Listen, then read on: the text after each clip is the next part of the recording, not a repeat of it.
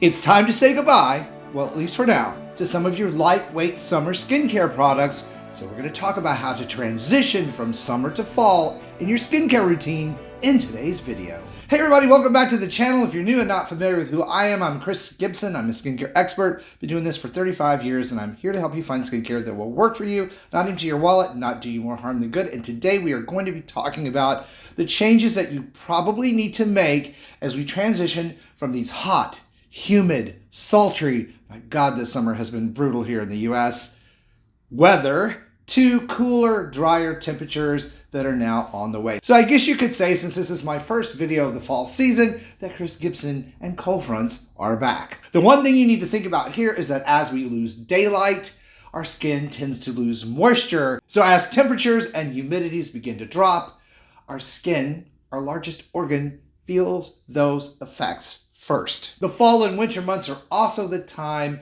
when, if you have eczema, psoriasis, or rosacea, those flare-ups can happen because of the drier air, your drier skin, and the increase in the risk of inflammation. So we want to keep our skin hydrated, radiant, and healthy, and avoid all those wintertime skin care, skin inflammation freak outs. And today I want to share with you some esthetician / dermatologist approved ways to switch up your skincare routine. We're going to call them skincare swap outs, so that our skincare routine becomes more moisture and hydration driven, which is absolutely necessary as we move into these cooler months. So if it's cool enough outside for you to have to wear a coat or a jacket, or you can see your breath, then it's time to think about adding some super moisturizing steps to your skincare routine. And the first place you want to look to do this is going to be your face wash. Now, in the summer months, I often recommend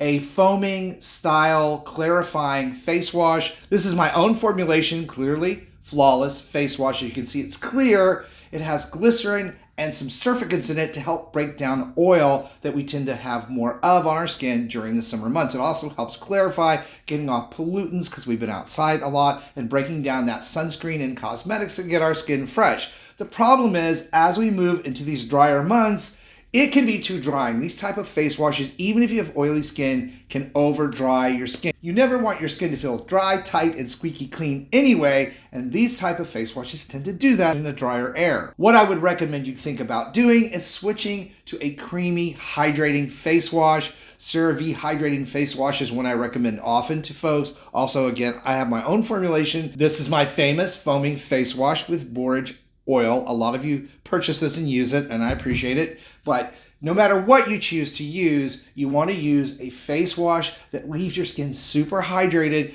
yet clean. The next thing to talk about is the type of moisturizer you've been using. Now, in the summer months, again, we tend to lean toward lighter moisturizers because we don't need them as much. The air is more humid, it's hot outside, we tend to sweat, and those heavier, occlusive type of skincare creams tend to make us kind of gooey and gross. Not so much as the air begins to dry out and we have to deal with cooler weather. Add to that the fact that heated air indoors is also very drying. And I learned this lesson the hard way when I moved from the South up to Pennsylvania. The first couple of years I was there, I really suffered from dry skin issues. Even knowing what I know, I still had problems. I had to even go to the dermatologist because I had skin lesions from dry skin. So it's very important to keep the skin from drying out, because as it does so, tiny little cracks form in the surface, actually causing a cycle of deeper moisture loss, leading to more problems. So very important that you think about the type of moisturizer that you're going to use. Look for moisturizers with hyaluronic acid that also include glycerin and ceramides, and even niacinamide to help regulate oil production and reduce the chance of inflammation. Now, my late summer into fall go-to is still going to be Neutrogena's Hydra Boost for extra dry skin.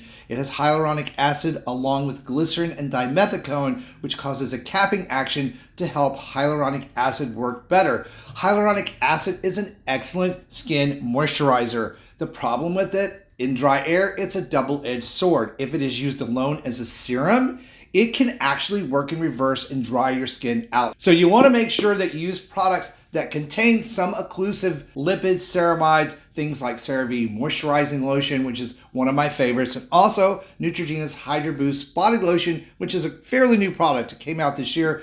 Excellent at keeping your skin hydrated, not just your face, but all over. I also recommend you consider using a retinol body lotion. Now, these are new to the market. Versed is one of my favorites. It's one I've talked about and reviewed at length here on the channel. It is an excellent moisturizing formula with retinol that's encapsulated along with shea butter. So it makes an excellent second layer of moisture that you can apply that actually helps reverse age your skin at the same time protecting it from the elements. And if you have super crazy dry skin, adding yet another layer of a product like Aquaphor, or yes, you can use Vaseline petroleum jelly, can really make a difference for those of you who get those very severe problems with dry skin in the winter time. And always be sure to follow my 5-minute rule and apply those moisturizers within 5 minutes of your shower or bath so you trap as much leftover latent moisture as possible in those upper layers of your skin. Now, the recommended products that I talk about today, products that I use, I will put links to down below in the video description box, so be sure to check those out when we're done. But now we're going to talk about serum. And although there aren't many changes you need to make to serums, you should still be using a vitamin C serum, your peptides, and your spot and anti-aging treatments like eye creams. But any product that has glycolic acid or lactic acid in the formulation, you might want to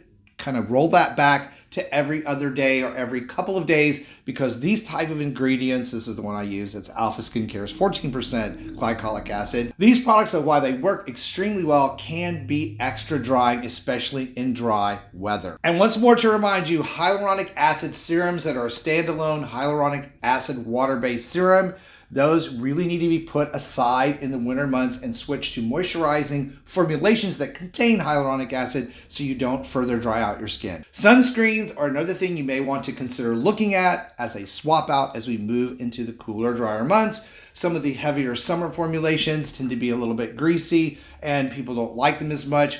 Here's what I want to say though.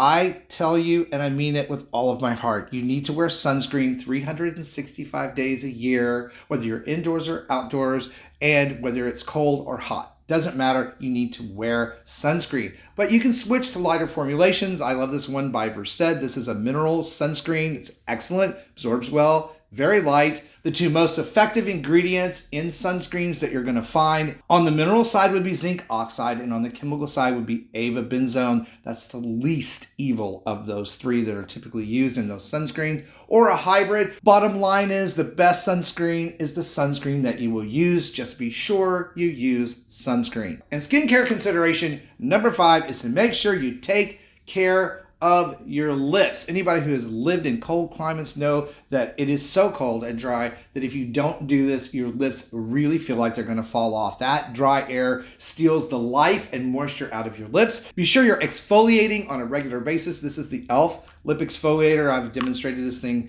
100 times on this channel. Simply exfoliation of that outer layer of dry skin will help other products like your lip balms, which also contain sunscreen, by the way, work much better. I myself, when I'm in areas where the air is very, very cold, I will exfoliate my lips and then apply a thin layer of Aquaphor or even Vaseline to help protect them from the elements. So these very simple skincare swap outs should help you and your skin ease into cooler weather like a breeze. See what I did there? And for more ways to have your best looking skin no matter what season it is, be sure to check out this video that's coming up next. You're gonna find it fascinating. Thank you guys so much for watching. Be sure and subscribe if you haven't. Stay beautiful, and I will see you over on that next video.